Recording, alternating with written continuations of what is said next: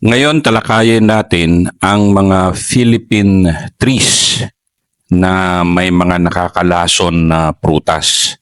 Kasi sa jungle survival, kailangan alam nyo ito dahil magkamali ka dito, patay ka. Ang luntiang landscape kasi ng Pilipinas, napakadaming mga halaman at mga kahoy, pero marami itong mga panganib. And isa dito yung mga poisonous na mga prutas. May 5 akong Philippine trees na iwa-warn sa inyo dahil mga ito ay may mga poisonous fruits o nakakalason na prutas in alphabetical order. Number 1, Bagilumbang. Tinatawag ito sa Ilocano na balukanag. Sa Tagalog, tinatawag ito na banukalad. Sa Bicol, lumbang ang tawag dito. At sa Tagalog, tinatawag din ito na lumbang gubat o kalumban. Itong si Bagilumbang. Ang prutas nito ay nakakalason. Kung kainin mo ang prutas nito, yung digestive system mo ay masakit at magsusuka ka. Within kalahating oras lang, magsusuka ka. Kaya iwasan ang prutas ng bagilumbang. Pangalawa, botong. Sa Bisaya, ang tawag dito ay balubitoon. Sa Tagalog, boton. Sa Ibanag, lugo. Sa Bicolano, ang tawag dito ay motong-botong. Sa English, boxfruit ang tawag dito.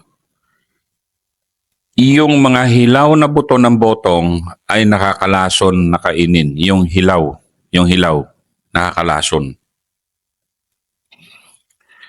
Pangatlo, ebony. O ito yung sa Tagalog tinatawag na kamagong bundok o kamagong liitan. O sa Ilocano, ang tinatawag dito ay antinagam.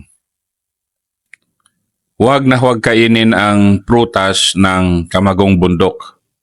Hindi ito nakakain dahil nakakalason ang prutas nito. Ang pang-apat ay ang pangi.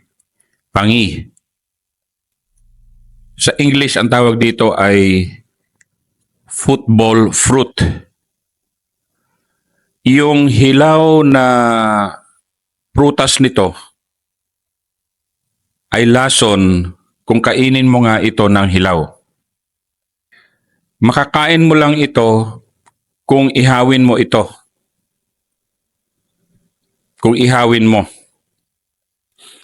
Ang pulp naman na nakapalibot sa buto nito ay minsan kinakain. Yung mga dahon at buto ng pangi ay dapat munang hugasan ng mabuti at lutuin muna bago ito kainin. Huwag kainin ng presko. At ang pang-5 na Philippine tree na may nakakalason na prutas ay ang taluto. Sa Tagalog, tinatawag ito na malasapsap. Ang balat at prutas ay nakakalason. Yan. Ang taluto, ang balat at prutas nito ay nakakalason. Sa pamamagitan ng pag-aaral na kilalanin ng mga puno na may mga nakakalason na prutas, nakakagawa ka ng isang mahalagang pagtiyak ng iyong kaligtasan kung ikaw ay nasa jungle survival. Tandaan, ang kaalaman ay ang iyong pinakamahusay na tool sa kagubatan, lalo na kung ikaw ay mag-isa na nagja-jungle survival. Yan po ang 5 Philippine trees na may nakakalason na prutas.